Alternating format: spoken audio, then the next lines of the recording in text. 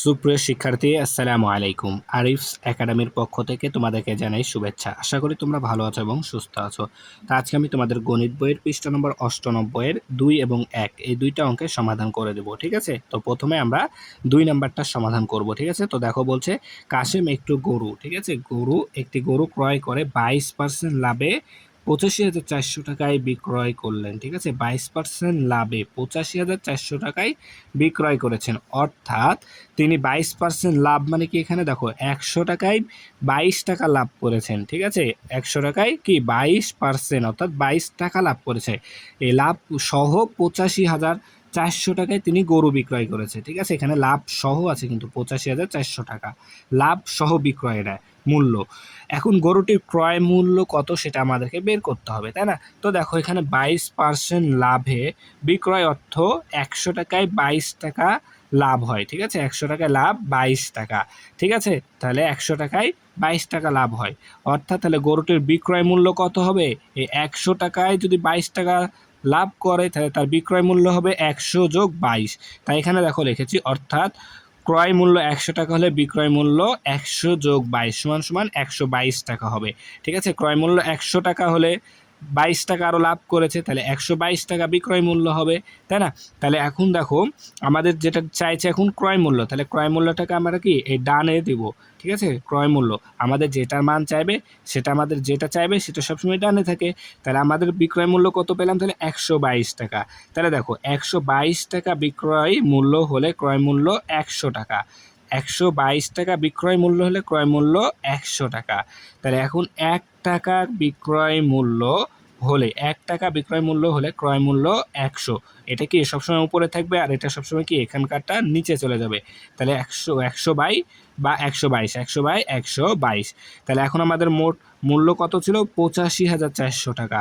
তাহলে অতএব 85,400 টাকা, দেখো তাহলে অতএব 85,400 টাকা বিক্রয় মূল্য হলে ক্রয় মূল্য হবে, তাহলে এখানে 100 আছে, এখানে 100 বসায় দিব, তাহলে 100 আর এটা কি উপরে গুণ হয়ে যাবে, 85,400, 85,400 কে আমাদের গুণ হয়ে যাবে, আর নিচে আছে আমাদের কত? 122, 122। তাহলে এখন যদি এটাকে আমরা হিসাব করি তাহলে কিন্তু আমাদের উত্তরটা চলে আসবে। তাহলে দেখো যদি এটাকে আমি হিসাব করি, ঠিক আছে না? তাহলে উপরে 100 গুণ আমাদের 85,400, এটা গুণ করতে হবে, এই দুইটা গুণ করতে হবে, তাই না? তাহলে আমি যদি 100 দ্বারা 85,400কে গুণ করি তাহলে এখানে একটা দুইটা শূন্য আছে, এখানে আরও দুইটা শূন্য কি বেড়ে যাবে, তাহলে হবে আমাদের কত হবে? 85,400, আর এখানে একটা দুইটা শূন্য আছে, তাহলে এখানে আরও দুইটা শূন্য বেড়ে যাবে, ঠিক আছে? এরপরে ভাগ হচ্ছে আমাদের কত? 122, 122, ঠিক আছে? তাহলে এখন যদি আমরা এটাকে 85, আচ্ছা যদি উপরেটাকে আমরা 122 দ্বারা ভাগ করি তাহলে কত হবে? দেখো যদি ভাগ করি, দেখো তাহলে আমাদের আসবে এখানে 8 লক্ষ, আচ্ছা 85, 40, তাই না? দুইটা তিনটা চারটা শূন্য। তাহলে প্রথমে দেখো তাহলে এপারে আছে দুইটা শূন্য, তিনটা সংখ্যা, ঠিক আছে? তিনটা সংখ্যা, তাহলে এখানে আমাদের তিনটা সংখ্যা নিতে হবে, তাহলে ভাগ যাবে, অবশ্যই যাবে, এটা বড় যেহেতু, ঠিক আছে? তাহলে আমি দেখো যদি ভাগ দিই, আচ্ছা যদি 122কে আমি 7 দ্বারা গুণ করি, 7 দুগুণ 14, 4 হাতে থাকে 1, 7 দুগুণ 14 আর 15, 15 5 হাতে থাকে 1, 7 একে 7 আর 1 8, তাহলে এখানে 7 গেল 854, ঠিক আছে? তাহলে বিয়োগ করলে শূন্য হবে, এই শূন্যের দাম নাই, ঠিক আছে? তারপরে দেখো আমাদের এখানে তাহলে এখন 122 দিয়ে শূন্য, এই শূন্য নেমে যাবে, তাহলে শূন্য হবে এখানে শূন্য, আবার এই শূন্য নেমে যাবে, তাহলে 122 শূন্যে শূন্য, 122 শূন্যে শূন্য, তাহলে এই শূন্য আবার এখানে নেমে যাবে, তাহলে 122 শূন্যে শূন্য, আবার এই শূন্য এখানে নেমে যাবে, তাহলে আবার 122 শূন্যে শূন্য, তাহলে আমাদের আসছে কত?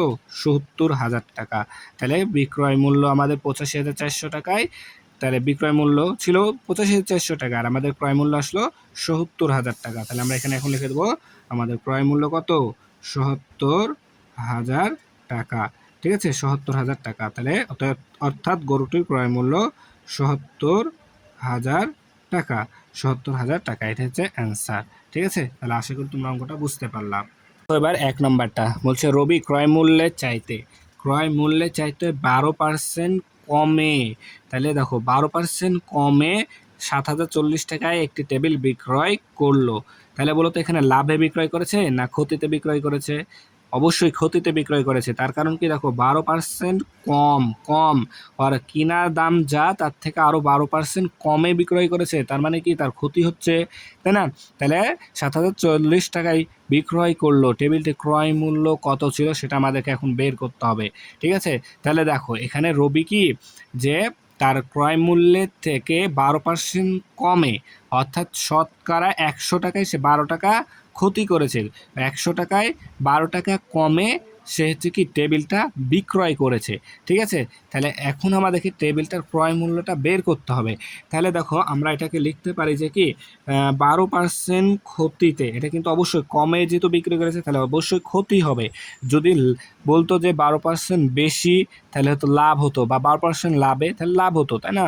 তাহলে এটা যেহেতু ক্ষতিতে বিক্রয় করেছে তাহলে আমাদের এখন কি করতে হবে, তাহলে লিখতে হবে কি 12% ক্ষতি বা কমে একই কথা, ক্ষতি বিক্রয় বিক্রয় অর্থ সেম উপরেরটার মতো, ঠিক আছে? অর্থ কে 100 টাকায়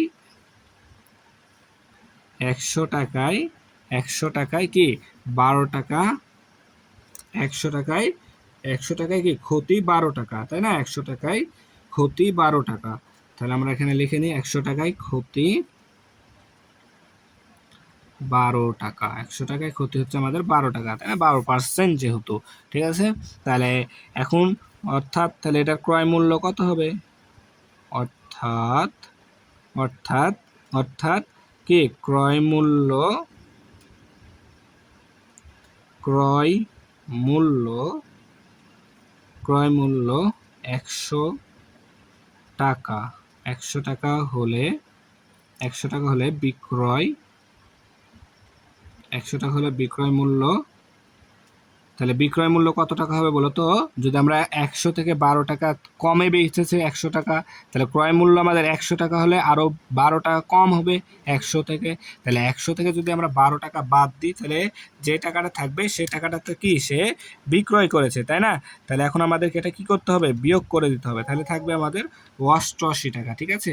88 টাকা 88 টাকা, ঠিক আছে? তাহলে অর্থাৎ আমাদের কি এখানে দেখো ক্রয় মূল্য যদি 100 টাকা হলে বিক্রয় মূল্য হবে 88 টাকা।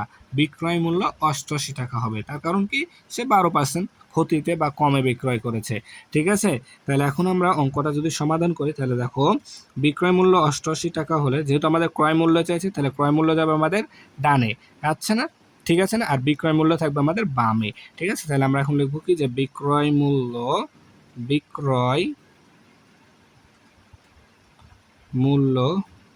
88 টাকা হলে ক্রয় মূল্য কত টাকা? 100 টাকা 100 টাকা। বিক্রয় মূল্য 1 টাকা হলে ক্রয় মূল্য, তাহলে 100 থাকবে সবসময় উপরে আর নিচে চলে আসবে এখানে যেটা থাকবে, তাহলে 88 আছে তাই এখানে 88 দিলাম। তাহলে এখন আমাদের বিক্রয় করেছে কয় টাকায়?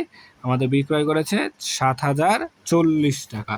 তাহলে এখন আমরা লিখতে পারি অতএব বিক্রয় মূল্য 7,040 টাকা হলে ক্রয় মূল্য, তাহলে এটা কি হয়ে যাবে, গুণ হয়ে যাবে এটার সাথে। তাহলে 100 গুণন 7,040 ভাগ হচ্ছে কি আমাদের 88 ভাগ 88।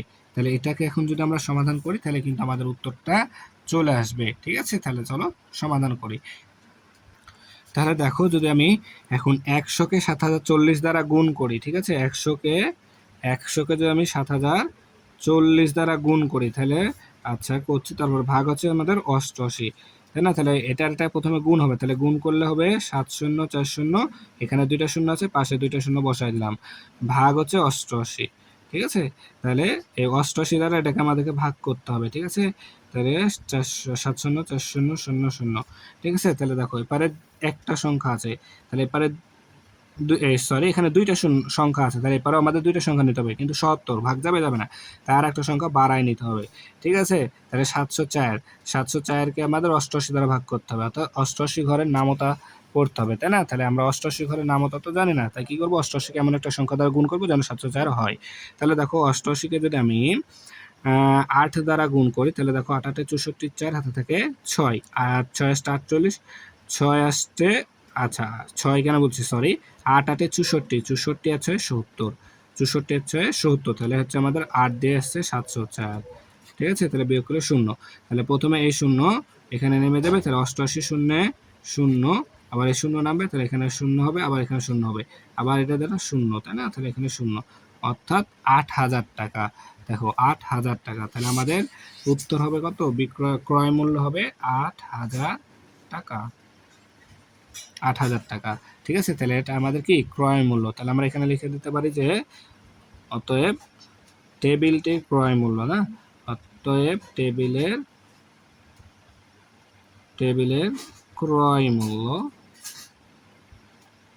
ক্রয় মূল্য সমান সমান কত টাকা, 8,000 টাকা, 8,000 টাকা। এটা হচ্ছে আমাদের অ্যান্সার, ঠিক আছে। তাহলে আশা করি অঙ্ক দুইটা বুঝতে পেরেছো, ঠিক আছে। তাহলে আজকে এই পর্যন্তই। ভিডিওটি ভালো লাগলে অবশ্যই লাইক কমেন্ট শেয়ার করতে ভুলবেন এবং পরবর্তী ভিডিও সবার আগে পেতে আমাদের চ্যানেলটি সাবস্ক্রাইব করে রাখো। আল্লাহ হাফেজ, আসসালামু আলাইকুম ওয়া রাহমাতুল্লাহ।